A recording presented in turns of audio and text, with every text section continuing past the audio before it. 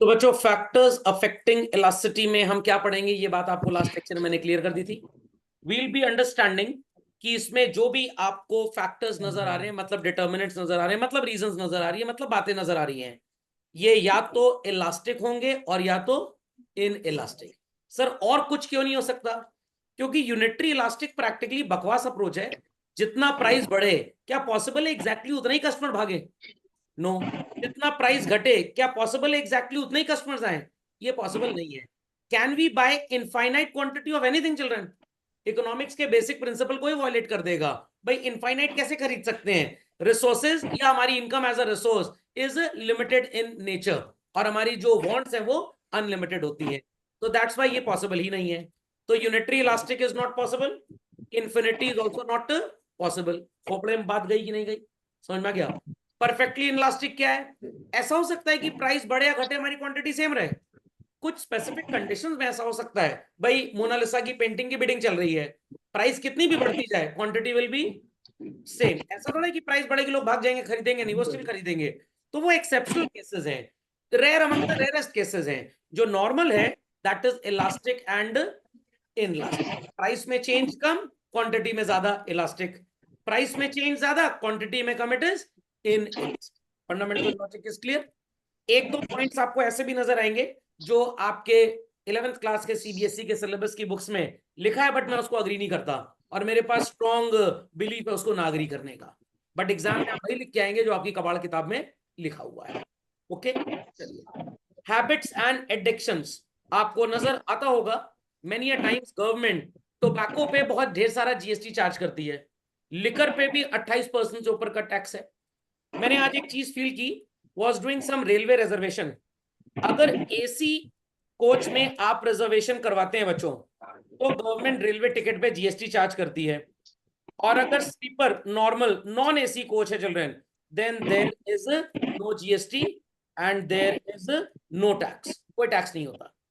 अगर AC coach में आप रिजर्वेशन कराते हैं तो 20 rupee plus certain charges are there for reservation, sorry not 20 rupee, 10 rupee अगर आप गूगल पे से पेमेंट करते हैं तो, और 1 मिनट बच्चों 20 रुपए है। और अगर स्लीपर में आपने रिजर्वेशन करवाया तो गूगल पे से पेमेंट करने में 10 रुपए लगता है।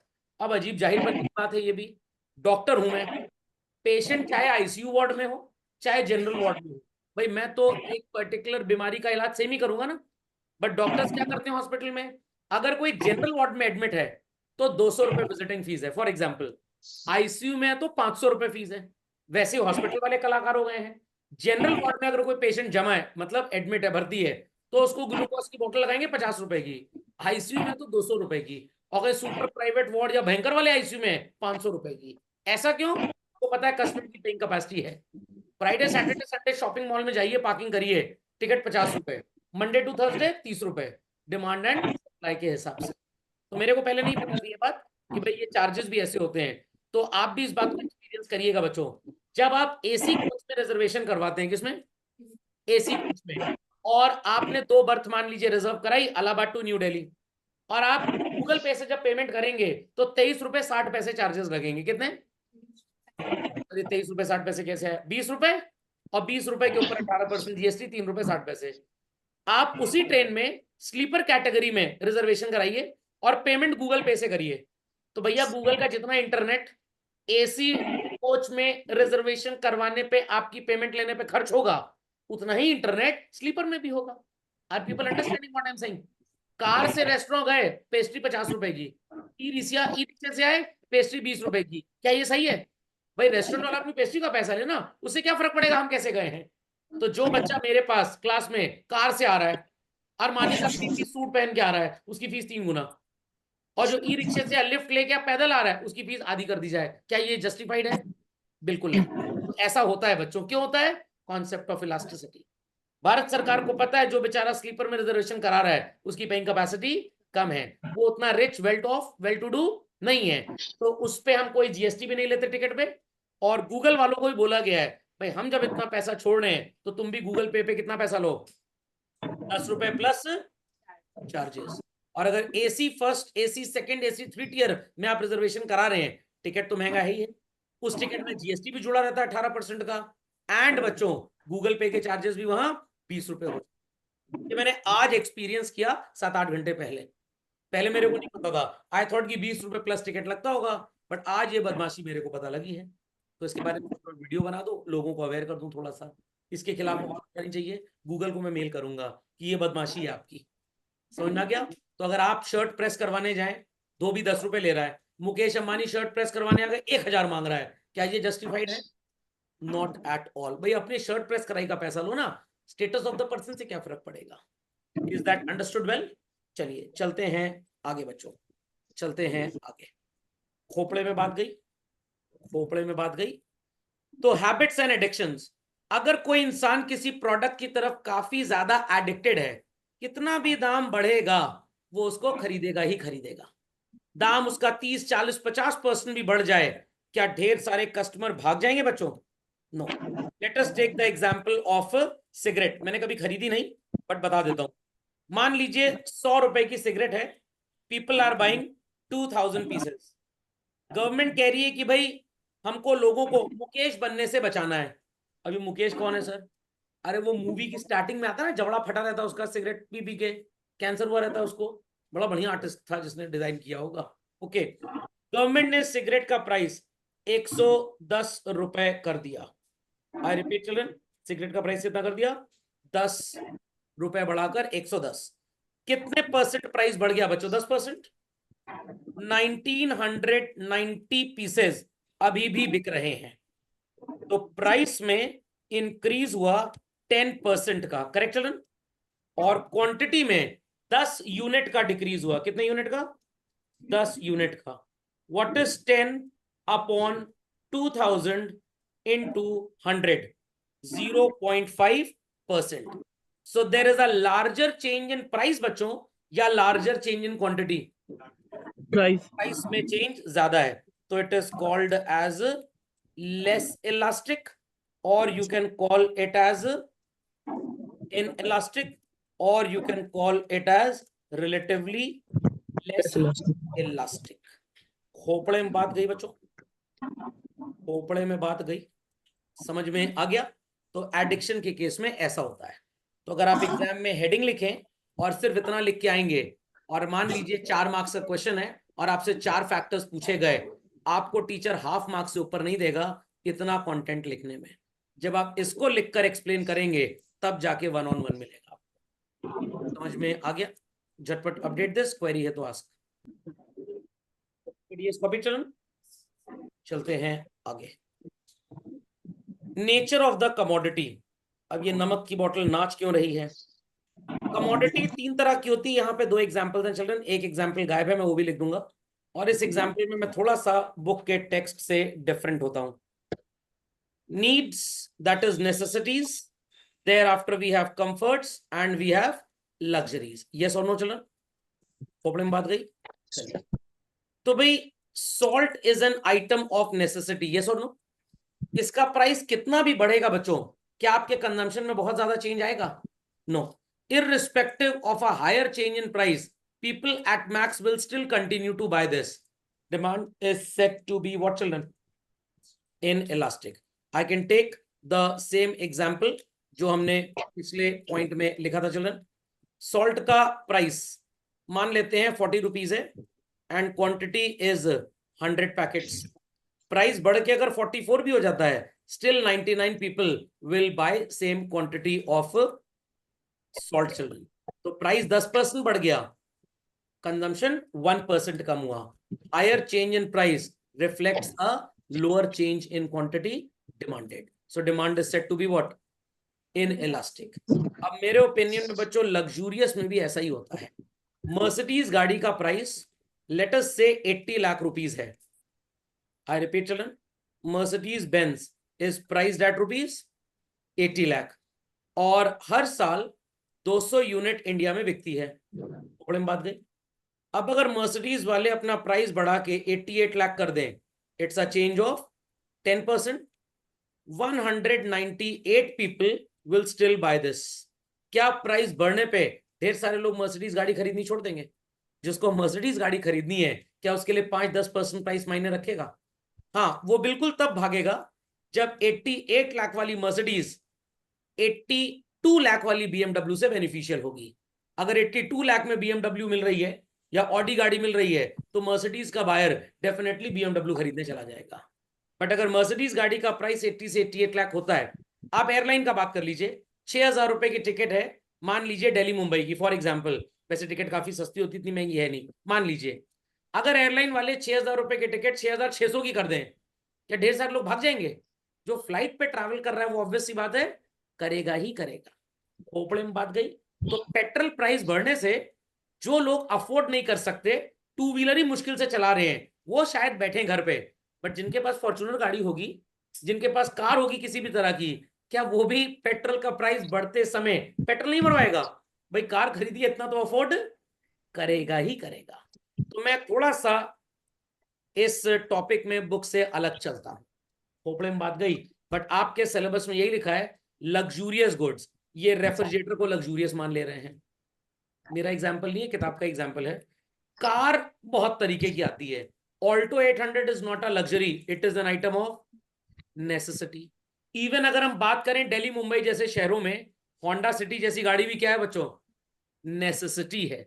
Is that clear? वहां पे पोर्शा गाड़ी could be called as a luxury. Prayagraj Varanasi जैसे शहरों में आप बोल सकते हैं कि होंडा सिटी में be a luxury but not for everybody. वो एक जमाना था जब कार लग्जरी हुआ करती थी, अब ऐसा नहीं है। अब तो प्रैक्टिकली कॉल सेंटर में नौकरी करने वाला भी कहता है मैं एक दिन हवाई जहाज खरीदूंगा, फैल्कन 300 जो नीता अंबानी के पास है 250 करोड़ रुपए का। तो ये लग्जरी हो सकता है। क्लियर? तो यहाँ पे एग्जाम्पल आपकी बुक में कुछ ऐसा लिखा है, अगर कार का दाम गिर जाता है तो जो कम्युनिटीज को अभी तक नहीं अफोर्ड कर पाती थी वो अफोर्ड करेगी। और ये तो ऐसा मजाक बना के रखे हैं बुक वाले, कार थी 10 लाख की, दाम गिर के 2 लाख हो गया, ऐसा होगा क्या? कितना कोई दाम गिरता है क्या? वो छोटी वाली कार मिलेगी फिर आपको। भाई 10 लाख रुपए कार का प्राइस था, कार पे जीएसटी कितना है? 28%। गवर्नमेंट कह रही है चलो इसको 18% कर दें, तो भाई 10 लाख वाली गाड़ी बहुत घट के 9,20,000 की हो जाएगी, उससे सस्ती नहीं होगी। तो जो 10 लाख की गाड़ी खरीद सकता है वो 9-20 की भी खरीद सकता है। Is that clear? तो यहाँ पे लग्जूरियस आइटम का एग्जाम्पल जो सीबीएसई 11th की बुक्स में लिखा है, इवन एनसीईआरटी में यही लिखा है कि जब इन चीजों का दाम गिरता है ढेर सारे लोग इसको खरीद सकते हैं। रियलिटी में फिर लग्जरी है ही नहीं किसी एंगल से। इज दैट अंडरस्टूड और not? 10% off on making charges, Tanishq वालों ने ऐड दिया। क्या सिर्फ इसको देख के आपकी मम्मी ज्वेलरी खरीदने जाएंगी? अरे 5 लाख की ज्वेलरी में 10% मेकिंग चार्ज होता ही कितना है? मुश्किल से 10,000 रुपए नहीं होगा। तो जो 5 लाख का सामान खरीद सकता है, जब वो 4,90,000 का होगा 1,500 लोग आ जाएंगे, प्रैक्टिकली उतने ही आएंगे। तो मेरे ओपिनियन में चाहे नेसेसिटी हो चाहे लग्जरी हो, demand is always in elastic. Price में चेंज अगर आएगा भी तब भी इनके कंजम्पशन में खास चेंज नहीं आएगा। हाँ, कूलर जैसी चीज क्या है? कंफर्ट है। 5,000 रुपए का कूलर अगर 4,000 का हो गया तो जो लोग पंखा खरीदते थे 2,500 रुपए का वो सोचेंगे कूलर खरीद ले। कंफर्ट्स की डिमांड कुड बी इलास्टिक चल रहे हैं, बट लग्जरी के लिए मैं बिल्कुल इलास्टिक कभी नहीं बोलूंगा। आपको हमेशा ये बोलूंगा कि आप एग्जाम में इसको इलास्टिक ही लिख के आइएगा, क्योंकि आपकी बुक में जो लिखा है आपके स्कूल के टीचर्स उसी पे आपको मार्क्स देंगे, क्योंकि उनकी गलती नहीं है, उनको वैसा बोलता है हमारा एजुकेशन सिस्टम ये काम करते हैं। खोपड़े में बात गई कि नहीं गई? तो रीजन क्लियर हो गया? मैंने अभी बताया था ना सर्टेन थिंग्स आर देयर जिसको मैं सपोर्ट नहीं करता। तो मान लीजिए 50,000 रुपए का मित्सुबिशी का एसी है, अब इसका दाम गिर के 40,000 हो गया। ऐसा प्रैक्टिकली तो पॉसिबल ही नहीं है कि 20% दाम गिर जाए एसी का। अच्छा मान लीजिए, तो जो एसी खरीदता है या जो नहीं खरीदता, उनमें क्या डिफरेंस होता है सोच का? इलेक्ट्रिक बिल या एसी का प्राइस? Electric bill. भाई एसी तो एक ही बार खरीदना है, बिल तो हर महीने देना है आपको। तो इफ यू से टू योर फादर बाथरूम में बहुत गर्मी लगती है एसी लगवा दो पापा, तो पापा कहेंगे चलो लगवा लो। बाथरूम में एसी चलेगा ही कितनी देर, बट घर में लगा रहेगा, थोड़ी भोकालबाजी मेंटेन होगी। गेस्ट आएंगे देखेंगे, सर फिर एक काम करते हैं इंडोर यूनिट बस लगवा लेते हैं, उसमें पंखा तो चलेगा ही कम से कम। सब वो पीछे बर्फ डाल देंगे, थोड़ी ठंडी हवा भी आई 10 मिनट के लिए। Are people understanding what I mean to say? तो आप अपने पापा को बोलें कि 1 लाख रुपए का टीवी खरीदना है, वो कभी मना नहीं करेंगे। 1 लाख का फ्रिज खरीदना है, कभी मना नहीं करेंगे। बट 1 लाख क्या 60,000 की एसी में 4 बार वो सोचेंगे, क्योंकि एसी इलेक्ट्रिसिटी का कंजम्पशन ज्यादा लेता है टीवी और फ्रिज कंपेरेटिवली। फ्रिज में भी होता है कंजम्पशन बट उतना नहीं जितना एसी में होता है। Is that understood? तो एसी जो 50,000 का खरीद सकता है वो 40 में भी खरीद सकता है। खोपड़े में बात गई कि नहीं गई? कंफर्म? तो आप इसको लिख लीजिए एज इट इज, जैसे लिखा है बच्चों। भविष्य के लिए हमेशा याद रखेंगे, आप जब यूनिवर्सिटी लेवल पे जाएंगे वहां टीचर आपको ये बात जरूर बोलेगा, comforts could be classified as elastic but necessities and luxuries ये गरीबों के लिए खरीदेंगे ही खरीदेंगे, ये रईसों के लिए क्यों नहीं खरीदेंगे, बिल्कुल खरीदेंगे। Is that understood? झटपट लिख लें, झटपट। चलते हैं आगे बच्चों। परसेंटेज ऑफ इनकम स्पेंड, ये बड़ा इंपॉर्टेंट टॉपिक है, ध्यान से सुनिएगा बच्चों, बहुत ध्यान से। आपके पापा की इनकम है महीने की 1 लाख, कितनी? 1 लाख। पॉकेट मनी ना मांगिएगा ज्यादा, नहीं तो पड़ेगी 1 लाख। अब वो रोजमर्रा के जीवन में पैसे खर्च करते हैं 70,000 रुपए on so called certain items X Y Z, ठीक है, और बाकी का 30,000 भी वो खर्च करते हैं कुछ चीजों पे। सर बचाते कुछ नहीं है, नहीं बचाते हैं, बट यहां पे इग्नोर कर रहे हैं उन चीजों को। तो बच्चों 70 और 30 में बड़ी वैल्यू कौन सी है? It is large proportion. और छोटी वैल्यू कौन सी है? Small proportion. It is small proportion. खोपड़े में बात गई? खोपड़े में बात गई। चलिए, अब कंट्री में इन्फ्लेशन तो रहेगा ही रहेगा, कभी ज्यादा कभी कम। क्या जरूरी है आपके पापा की सैलरी भी बढ़ जाए? तुरंत तुरंत तो नहीं बढ़ेगी, over the period of time बढ़ेगी। ये $70,000 सामान सो कॉल्ड महंगा हो गया, और 30,000 वाला सामान भी महंगा हो गया। कितना महंगा हो गया भाई? 10%। जहां पे आप 70 खर्च कर रहे थे, अब आपको कितना खर्च करना पड़ेगा? 77। और जहां पे आप 30 खर्च कर रहे थे, अब आपको कितना खर्च करना पड़ेगा? 33। दिमाग की बत्ती जलाएं, मेंटोस खाए बगैर, और जवाब दें। 10% आपके खर्चे बढ़ गए। True false? True. What is easy for you people to afford? 70 का 77 अफोर्ड कर सकते हो, या 30 का 33 अफोर्ड कर सकते हो? महंगाई बढ़ रही है, 7,000 रुपए आप अफोर्ड कर सकते हैं एक्स्ट्रा, या 3,000 इजिली अफोर्ड कर लेंगे एक्स्ट्रा? तो where you will keep on buying the things? Small proportion वाले में। किसमें? Small proportion. Keep on buying. And where you shall be restricting your buying. समझ में आ गया? समझ में आ गया? समझ में आ गया? एनी डाउट्स और मेनी डाउट्स? तो जहां पे आपकी इनकम सेम है बट आपके खर्चे 10% बढ़ गए, तो बच्चों 70 से 77 जहां पे खर्च हुआ that is easy to afford, या 30 से 33 जहां पे खर्च हुआ that is easy to afford? 30 से 33। तो 10% दाम बढ़ने के बाद भी स्टिल आप कौन सा खर्चा कंटिन्यू कर रहे हैं बच्चों? 33 वाला। Here elasticity is set to be in elastic. और कहां पे आपने अपने खर्चे पे बच्चों लगाम लगा दी? लार्ज प्रपोर्शन पे। Here you won't be buying the commodity, क्योंकि आपकी इनकम तो बढ़ी नहीं है, कहीं से जुगाड़ पानी करके ये 3,000 आप और अरेंज कर लेंगे, बट 7 अरेंज करने में आपको मेहनत ज्यादा लगेगी। कहां पे 10% ज्यादा इफेक्ट डाल रहा है आपकी बाइंग पे? लार्ज प्रपोर्शन 70 पे, या स्मॉल प्रपोर्शन 30 पे? 70 पे। Large proportion. तो 10% का प्राइस इंक्रीज आपके इस खर्चे को ढेर सारे एक्सटेंट से कम कर देगा, बट कहां पे आप स्टिल खरीदते रहेंगे? Small proportion.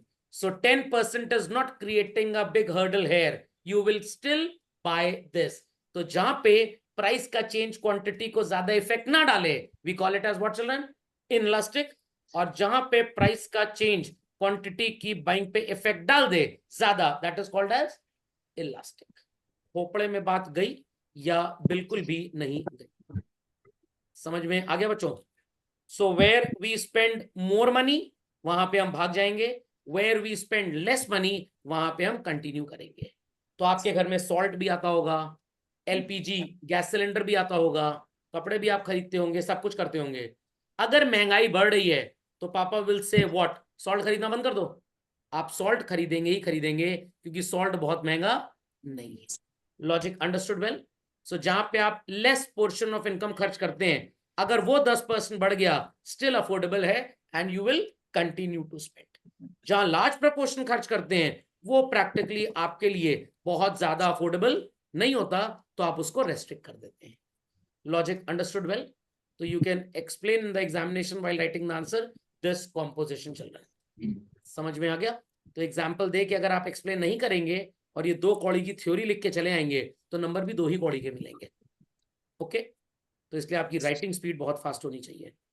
चलिए ये बच्चों, सबने इस कॉन्सेप्ट को ठीक कर लीजिएगा, ये गलती से इलास्टिक छप गया है, it should be elastic here. Okay, done all? चलिए, जो मैंने आपको प्रिंटेड पीडीएफ नोट्स दिए उसमें सब लिखा हुआ है वैसे ये सब। चलो आगे बच्चों, Yes, sir. Let's continue further. Availability of substitutes, 2 examples यहां पे फिर से ले लेते हैं। पहला एग्जांपल ले लेते हैं एंड्रॉयड फोन का।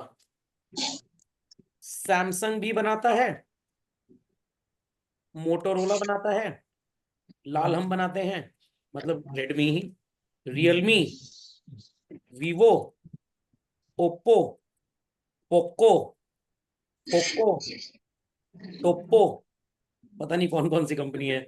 मैं असलियत बताऊं बच्चों, ये रियलमी, वीवो, ओप्पो, पोको, ये एक कंपनी है, ये एक कंपनी है। ये एक साथ रॉ मटेरियल खरीदते हैं ताकि इनको प्रोडक्ट सस्ता मिल जाए।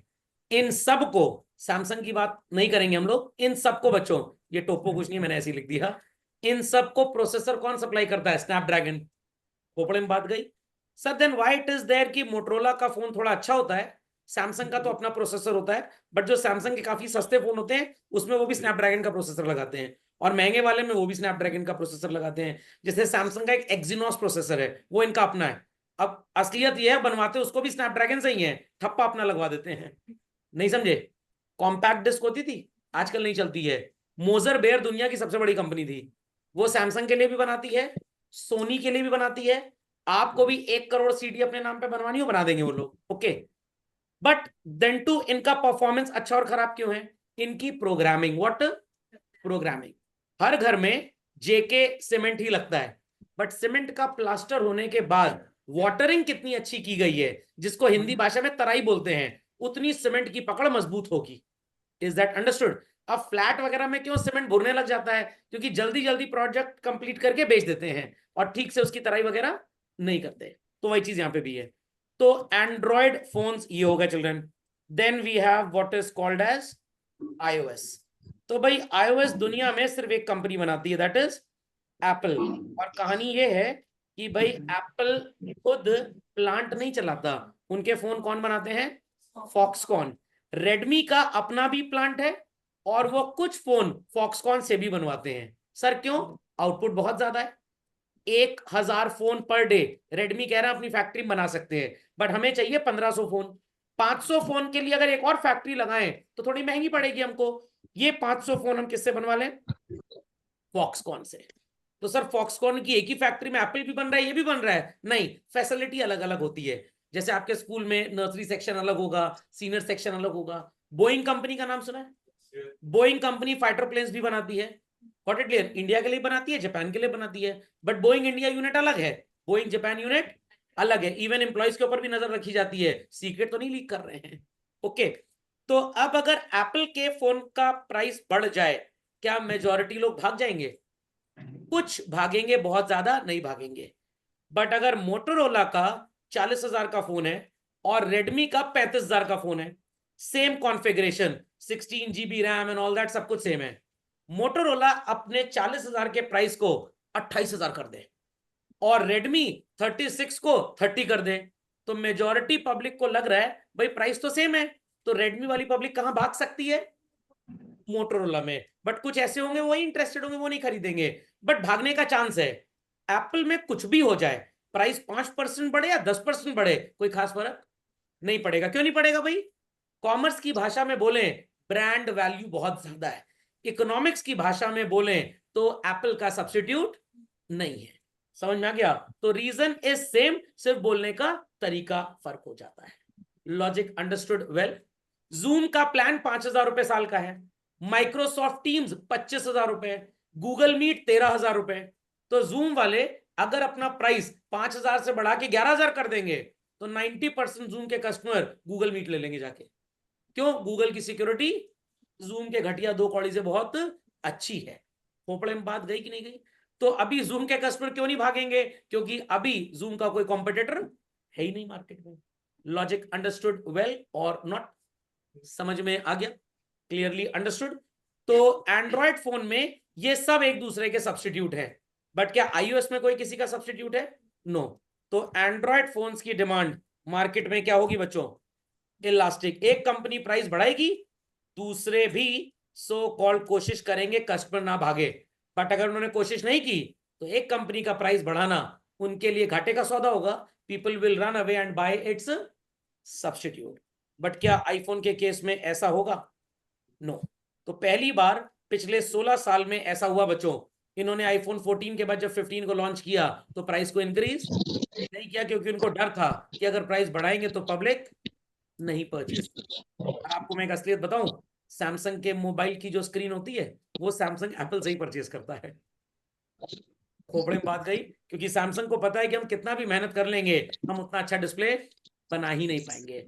तो डिस्प्ले और प्रोसेसर एप्पल का बहुत अच्छा है। मतलब मैंने तो खुद पर्सनली एक्सपीरियंस किया है, not on a Samsung phone, but ये मेरा रेडमी का फोन है। मैं 90% ऑफ द डे इसी को यूज करता हूँ। ये तो बस भुकालबाजी मेंटेन करने के लिए है, सस्ता मिल रहा था खरीद लिया। बट इससे बच्चों मैंने एक वीडियो एडिट किया, वो प्रयागराज में एक एयर शो हुआ था ना, इसको एडिटिंग पे लगाया, इसकी बैंड बज गई। ये आधे घंटे ये ऐसे कर रहा था, 6 मिनट के अंदर पूरा वीडियो प्रोसेस हो गया, 6 मिनट के अंदर फुल HD 4K वीडियो। और इसकी तो औकात ही नहीं है 4K बनाने की, ये 2K में ही निपट गया। तो ये एंड्रॉयड है, स्नैपड्रैगन 8nm का प्रोसेसर, तब भी इसकी बैंड बच गई। तो कॉलिंग के लिए और फोटो के लिए तो सब फोन एक जैसे, कोई प्रॉब्लम नहीं है। बट जब आप हाई प्रोफाइल कोई प्रोसेसिंग करें तब आपको पता लगता है कि भाई एप्पल क्यों महंगा है। Fundamental logic is clear? समझ में आ गई सबको बात भाई? चलिए तो झटपट इसको नोट कर लीजिए, जिसका सब्स्टिट्यूट है थोड़ा सा भी प्राइस बढ़ाएगा लोग भाग जाएंगे। इलेक्ट्रिसिटी। आपको लगता होगा जियो अच्छा नहीं है, चलो बीएसएनएल ले लें, बीएसएनएल अच्छा नहीं है, चलो वोडाफोन आइडिया ले लें। बट बिजली घर कुछ भी कर ले आपके साथ, कनेक्शन आप उन्हीं का लोगे, क्योंकि आपके पास सब्स्टिट्यूट है ही नहीं। बट अगर मैं आपकी क्लास महाराष्ट्र में बैठ के ले रहा होता बच्चों, तो मैं एग्जाम्पल कभी आपको देता ही नहीं, क्योंकि महाराष्ट्र में टाटा पावर है, रिलायंस एनर्जी है, और जो उनका लोकल महाराष्ट्र इलेक्ट्रिसिटी बोर्ड है वो भी है। वहां पे 3 कॉम्पिटिटर्स हैं। आपको किसकी बिजली चाहिए? बट नॉर्थ इंडिया के काफी स्टेट्स में इलेक्ट्रिक सप्लाई का काम स्टेट गवर्नमेंट खुद देखती है, इसीलिए बंटाधार है। बारिश की महक भर आ जाए तुरंत ट्रांसफार्मर बंद कर देंगे, बड़ाम से आवाज आएगी। Is that clear? तो example keeps on changing children. पता लगा कल को हार्वर्ड यूनिवर्सिटी में प्रोफेसर बन गए, ये 2 कौड़ी का एग्जाम्पल दे रहे हैं। समझ में आ गया? चलिए, एक बार यूएसए में ऐसे आ गया, ड्रेन के ऊपर सारे बच्चे फेल हो गए, 3 बच्चे पास हुए, और उसमें एक की रैंक फर्स्ट आई, एक की सेकंड, एक की थर्ड। एक हिंदुस्तानी था, एक पाकिस्तानी का, एक बांग्लादेशी था, क्योंकि वहां तो ड्रेन्स होती नहीं इस तरह की। Copy quickly children. समझ में आ गई पूरी कहानी? आपके मोहल्ले में एक चाट का ठेला है, कोई भी प्राइस रख देगा, यू विल विजिट। थोड़े लोग भागेंगे but you will still visit in elastic. एक के बाद दो, दो के बाद तीन, तीन के बाद चार। वो चाइना टाउन वाले ठेले आजकल बहुत ज्यादा हैं। क्या किसी की औकात है प्राइस बढ़ाने की? क्योंकि कोई 30 रुपए का फ्रेंच फ्राइज बेच रहा है और दूसरा कह रहा है अगर मैंने 35 रेट किया तो मेरे कस्टमर भाग जाएंगे। तो demand tends to be in elastic. तो अगर ढेर सारे चाइनीज फूड के स्टॉल रोड्स पे होते हैं ना, food trucks and all that लगे हैं, तो क्या आपको भी वैसा ही स्टॉल लगाना चाहिए? सर हम सोया चाप का स्टॉल लगा लेंगे। अब सोया चाप के ढेर सारे स्टॉल हो गए, सर हम कबाब पराठा बेचेंगे। तो your demand has to be always inelastic. Elastic कभी भी नहीं होनी चाहिए। ओके चलिए, इनकम ऑफ द कंज्यूमर, ये अभी हम लोग ने लग्जरी और नेसेसिटी वाला पॉइंट पढ़ा था, वही चीज फिर से आ गई है। ध्यान दीजिएगा बच्चों, देखिए अपनी ही बात को सिलेबस कॉन्ट्राडिक्ट करता है बच्चों। जिन लोगों की इनकम बहुत ज्यादा है या जिन लोगों की इनकम बहुत कम है, ध्यान दीजिएगा बच्चों, people having so called very high income and people having very low income. I repeat children, people having very high income and very low income, क्या उनके ऊपर किसी भी चीज के प्राइस चेंज का कोई इंपैक्ट पड़ेगा? सर मतलब ये हुआ कि भाई मेरी इनकम बहुत लो है, एक्सट्रीमली लो, खोपड़े में बात गई, तो क्या मैं अदर देन नेसेसिटीज कोई भी चीज अफोर्ड कर पाऊंगा? Not at all. 100 रुपए का सॉल्ट का पैकेट है, हमारे घर में 2 पैकेट आते हैं हर महीने। अगर ये पैकेट 110 का भी हो जाए तब भी, या मान लीजिए पूरी सोसाइटी में 200 पैकेट खरीदे जाते हैं, अगर 110 का हो जाए तो 2 4 5 पैकेट लोग कम खरीदेंगे, मेजॉरिटी स्टिल खरीदते रहेंगे। प्रॉब्लम बात गई। Now I talk about diamond products. तो डायमंड्स मान लीजिए मार्केट में अवेलेबल है, और डायमंड ज्वेलरी सेट 2 लाख रुपए का है, 10 पीसेस एक शॉप से हर महीने बिकते हैं, प्राइस बढ़ के 2,20,000 हो गया। अब मैं तो लो इनकम ग्रुप हूं, क्या मेरे ऊपर कोई फर्क पड़ेगा डायमंड्स का? Absolutely not. मेरे जैसा तो ना खरीदेगा, ना पहले खरीद रहा था अब छोड़ेगा। तो डायमंड्स का हमारे ऊपर कोई भी इफेक्ट नहीं पड़ेगा। यस और नो चिल्ड्रन? यस और नो बच्चों? खोपड़े में बात गई? खोपड़े में बात गई। तो demand is set to be inelastic. I repeat, children, demand is said to be inelastic. Logic understood well? Logic understood well. But now let us take the example of rich community. Rich community हमेशा luxuries पे spend करेगी ही करेगी। खोपड़े में बात गई। One of the item of luxuries could be taken as diamonds. 2 lakh रुपए का diamond का नेकलेस सेट है, 10 पीस खरीदे जा रहे हैं। अगर प्राइस 10% बढ़ भी जाता है तो क्या कुछ खास फर्क पड़ेगा? हो सकता है 10 की बजाय 9 बिकने लग जाए, बट बिकेंगे तो ही है। स्टिल प्राइस में चेंज आया, कितने परसेंट का चल रहा? 10%। और क्वांटिटी में प्राइस और बढ़ा देता हूं, 40%, और क्वांटिटी में चेंज आया 10% का। तो क्या कोई खास इंपैक्ट पड़ा बच्चों? क्या कोई खास इंपैक्ट पड़ा? Not at all. तो demand is set to be in elastic. तो either it is for rich community और it is for poor community, कोई खास फर्क पड़ेगा ही नहीं। जो गुड्स हाई प्राइस है, प्राइस बढ़ भी जाती है, उस कम्युनिटी की इनकम इतनी ज्यादा है कि वो स्टिल अफोर्ड कर लेगी। और ये बेचारे दलितर गरीब 2 कौड़ी के आदमी मेरी तरह, इनके पास पैसे ही नहीं है इतने, क्या फर्क पड़ेगा डायमंड की प्राइस से? नो। तो गोल्ड का दाम बढ़े घटे, क्या ई रिक्शे वाले के ऊपर कोई फर्क पड़ेगा? नो। क्या मुकेश अंबानी के ऊपर फर्क पड़ेगा? नो। क्योंकि मुकेश अंबानी को फर्क ही नहीं पड़ता, दे कैन अफोर्ड। ई रिक्शे वाला ना पहले खरीदा था ना अब खरीदेगा। और अगर नेसेसिटी आइटम है, इट्स अ नेसेसिटी, तो भाई मरता क्या ना करता, खरीदना ही खरीदना है। समझ में आ गई बात? तो अगर आपकी इनकम बहुत कम है या बहुत ज्यादा है, दोनों केसेस में demand tends to be less elastic और in elastic. Got it? Update झटपट फास्ट चिल्ड्रन, कोई क्वेरी है तो do ask. Let's continue further children. Number of users of a commodity, milk की बात करते हैं बच्चों, किसकी? मिल्क। तो take the example of milk and take the example of shoe polish. तो बच्चों मिल्क और शू पॉलिश में कौन सी ऐसी चीज है जिसके मल्टीपल यूजेस हो सकते हैं? Milk, very good. मिल्क। तो milk has multiple uses, correct children? क्या शू पॉलिश के मल्टीपल यूजेस हैं? हाँ सर। सर होली खेलने में काम आएगा, जेब में रखे रहिए, लगा पोत दीजिए किसी को। सर काजल लगाने के काम में आ सकता है, अगर खत्म हो जाए तो शू पॉलिश लगा लीजिए। ऐसा हो सकता है? ऐसा हो सकता है? नो, ऐसा नहीं हो सकता। तो shoe polish does not have any multiple use. खोपड़े में बात गई। तो नो एमयू लिख रहा हूं, मार्जिनल यूटिलिटी मत समझ लीजिएगा। नो एमयू का मतलब मल्टीपल यूजेस। तो मिल्क का जो प्राइस था दैट वाज ₹60 पर लीटर, और 2000 लीटर मोहल्ले में खरीदा जा रहा था। इसका प्राइस गिर के 54 रुपीज हो गया। इतना प्राइस में मिल्क के आपको चेंज नजर आ रहा है बच्चों? 6 रुपए। 60 रुपए का 6 रुपए कितने प्रतिशत होता है? 10%। मिल्क सस्ता हो गया, क्योंकि मिल्क के मल्टीपल यूजेस हैं। सर क्या मल्टीपल यूजेस हैं?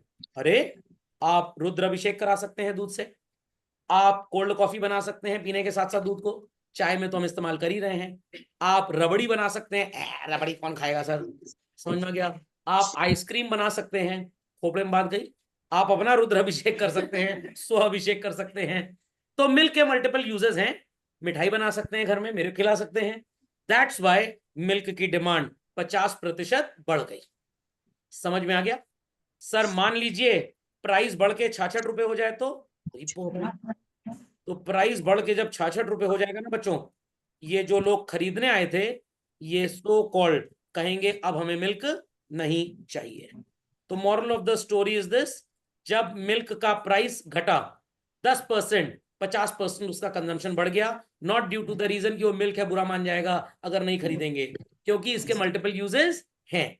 तो आप इसको खरीद के इस्तेमाल में ला सकते हैं। बट अगर शू पॉलिश की बात करें, आई रिपीट चिल्ड्रन, किसकी? Shoe polish.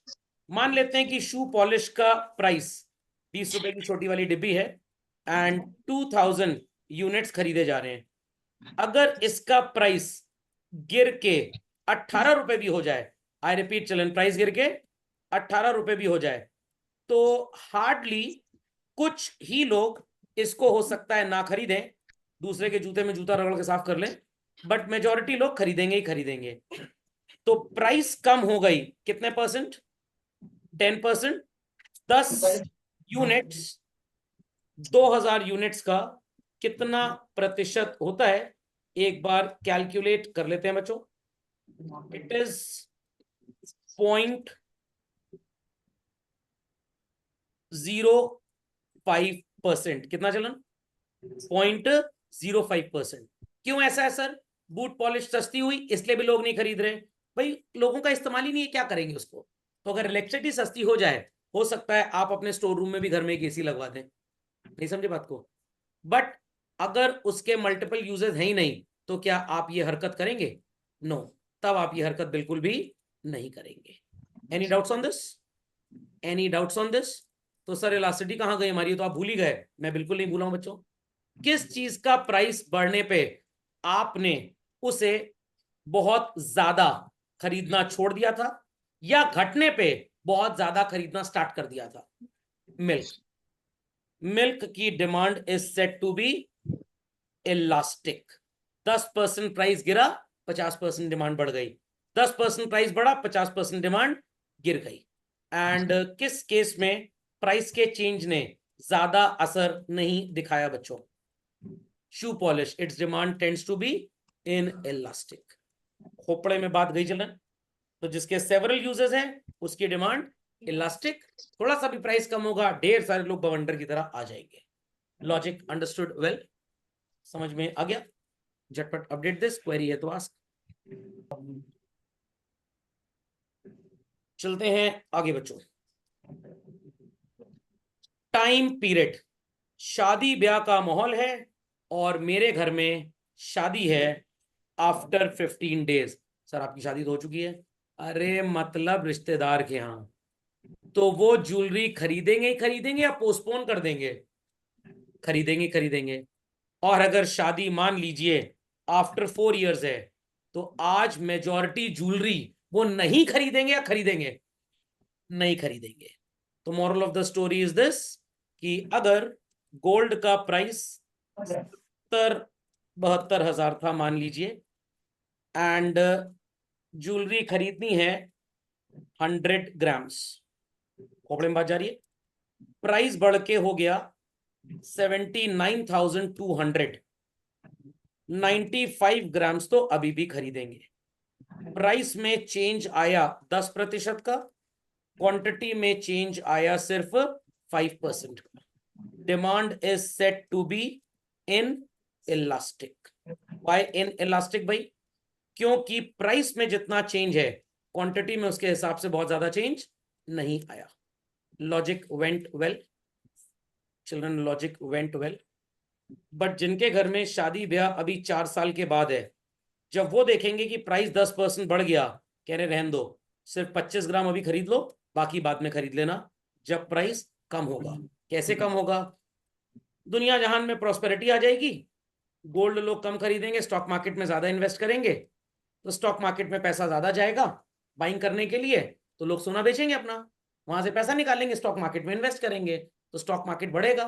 गोल्ड के सेलर ज्यादा होंगे, बेचने वाले, जब बेचने वाले किसी भी चीज के मार्केट में ज्यादा होते हैं बच्चों और खरीदार कम होते हैं तो प्राइस गिर जाता है। और इंडिया में तो ऐसा कोरिलेशन बहुत चलता है, जब जब आप देखेंगे स्टॉक मार्केट बढ़ रहा है प्राइस कम होता है। हर दिन ऐसा नहीं होगा, बट अगर आप 10-15 दिन कंटिन्यूअसली वॉच करें, जब आपका सेंसेक्स या निफ्टी बढ़ता है तो आपका गोल्ड का प्राइस या तो स्टेबल रहेगा, कांस्टेंट रहेगा, या तो कम हो जाएगा। Is that clear? वो बढ़ेगा नहीं। क्यों नहीं बढ़ेगा भाई? लोग कहां कहां पैसा लगाएंगे? रियल एस्टेट में लगाएंगे, लोग गोल्ड में पैसा लगाएंगे, लोग शेयर्स में पैसा लगाएंगे, और क्या खरीदने के लिए? ये सब इन्वेस्टमेंट है। रियल एस्टेट तो जल्दी बिकता नहीं है। अगर आपको पता लग जाए कि किसी कंपनी के शेयर में अगले 6 महीने में 15% का जंप है, एक साल में 30%, और गोल्ड इतना कमा के नहीं देगा, तो आपकी जमीन जल्दी नहीं बिकेगी, बट गोल्ड बिक जाएगा। तो अगर आपके पास गोल्ड बिस्किट घर में रखा है 100 ग्राम का, आप उसे 7-8 लाख में बेचेंगे, वो पैसा स्टॉक मार्केट में डाल देंगे, तो गोल्ड की बिकवाली ज्यादा है, सेलर ज्यादा है। बट अगर खरीदार गोल्ड का मार्केट में नहीं मिल रहा तो प्राइस विल गो डाउन। और द स्टॉक मार्केट में शेयर की डिमांड ज्यादा है, बट बेचने वाले लोग हैं नहीं, क्योंकि उनको भी पता है कि शेयर कल को महंगे दाम पे बिकेगा, तो आपको उनसे शेयर खरीदने के लिए उनको ज्यादा पैसा देना पड़ेगा, तो मार्केट प्राइस बढ़ जाएगा। इसीलिए ये कोरिलेशन इंडिया में बहुत काम करता है। समझ में आ गया? विदेशों में गोल्ड की इतनी जनरली डिमांड क्यों नहीं होती है? क्योंकि वहां पे गोल्ड को सिर्फ इन्वेस्टमेंट माना जाता है। हमारे यहाँ गोल्ड को आइटम ऑफ डेकोरेशन, ज्वेलरी की तरह भी खरीदा जाता है। और क्योंकि हम शुरू से उतने वेल ऑफ तो कभी थे ही नहीं। हमारे यहाँ क्या स्टॉक मार्केट पिछले 100 साल से चल रही है? नो। तो अगर हम बात करें इंडिया के थोड़े हिस्ट्री की, 47 के बाद तो थोड़ी अकल आजादी आई। 47 से पहले 350-400 साल तो ब्रिटिश रूल था, बड़ा कष्ट था। उसके पहले मुगलों का रूल था एंड ऑल दैट। और उसके बहुत पहले इतनी एजुकेशन भी नहीं थी, तो लोगों ने सोचा जितना पैसा अपनी जेब में रहेगा उतना अच्छा रहेगा, तो वो कैश या गोल्ड में ही इन्वेस्ट करते थे। इसीलिए ट्रेडिशनली अगर आपके खानदान में भी इन्वेस्टमेंट की बात होती होगी तो first priority would be gold and real estate only.